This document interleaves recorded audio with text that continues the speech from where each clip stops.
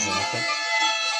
Abi bize geldi şimdi, gel şimdi, ben o hamaklardım yılanlardım.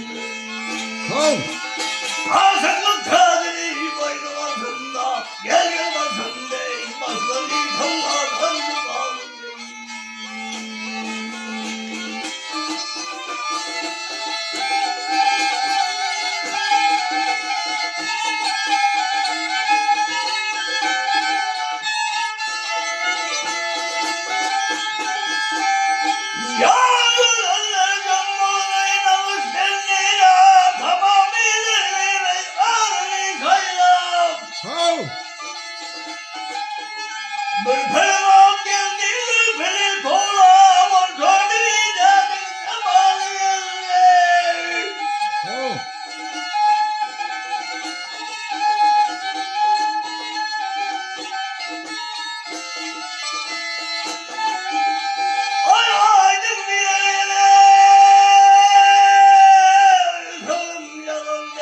Zakatlı böyle yaman da yaman.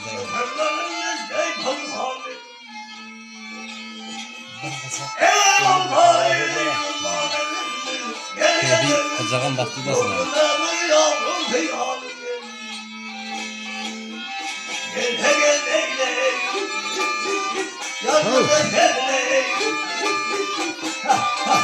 Oh!